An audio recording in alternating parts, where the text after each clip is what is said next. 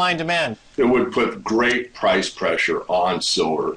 And I believe, it's already there, as you well know, but put much, much more on it. Because if you go back into history and you look at, what the average wage for the average person was back in the late 1800s, you're looking at $1 a day.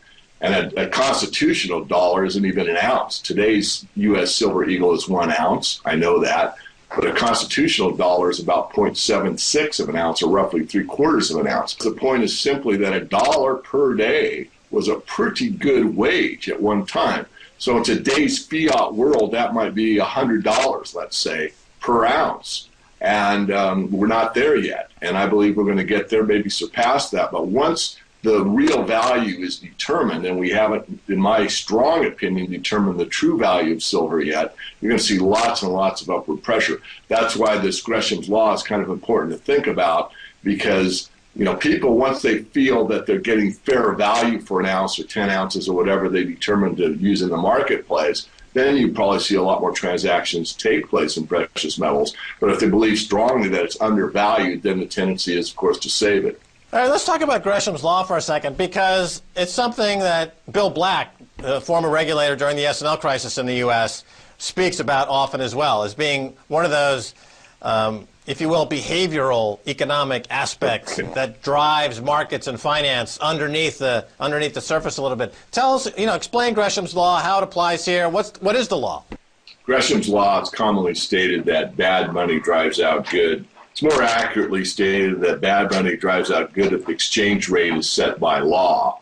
But regardless, what it really means is that if you've got gold and silver appreciating and fiat depreciating, people will make a choice. And the choice usually is that I'll spend the fiat, it's depreciating, and hold on to the gold and silver. So there's a good argument to be made that, even with this enactment in Utah, that there won't be a lot of incentive for people to spend their gold and silver.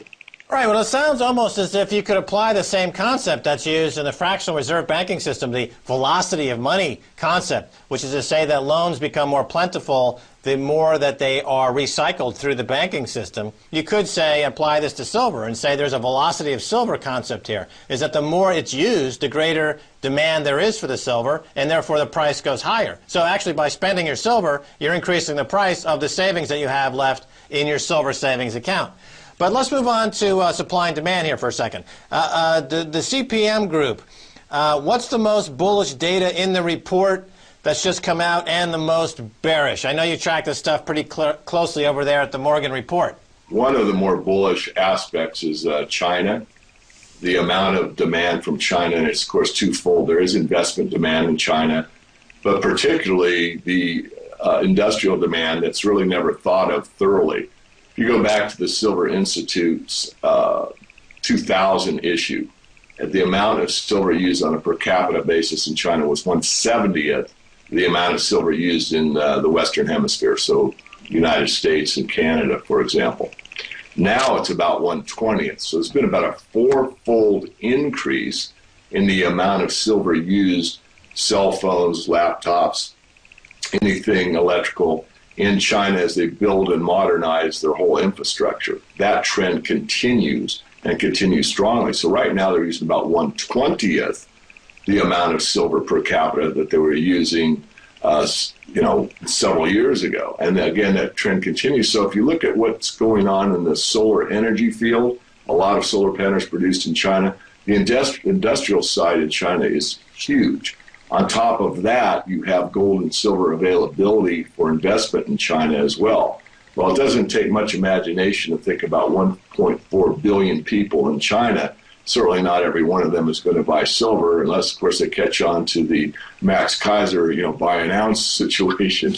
But seriously, there's a lot of pent-up demand available in China and, of course, other places as well. I see that would be one of the most bullish things. On the bearish side, what's interesting to me is that the recycling has started to increase. And as I've thought about it more and more, it's very likely, because there are more electronics, some of them can be recycled. Some of them are uneconomic to recycle, but they're mandated by governments to be recycled. For example, in California, some of the circuit boards that are not economic to recycle, still the law states that it must be. So even at a loss economically, the government has stepped in and said this silver must be recycled. So the idea is that I thought with the photography going to very low level silver halide photography and replaced by digital, that recycling would be in a major downtrend. And it has been for a few years, but now it's starting to come back up. So I'd say that's slightly bearish. That's about the most bearish thing I could find in the report.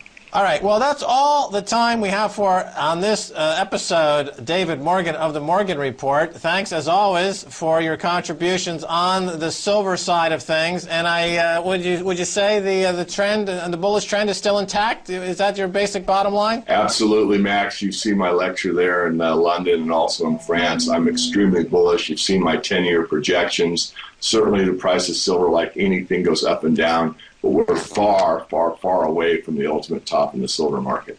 And that's going to do it for this edition of the Keiser Report with me, Max Keiser, and Stacey Herbert. I want to thank my guest, David Morgan of the Morgan Report. If you want to send me an email, please do so at keiserreport@rttv.ru. Until next time, this is Max Keiser saying bye, y'all.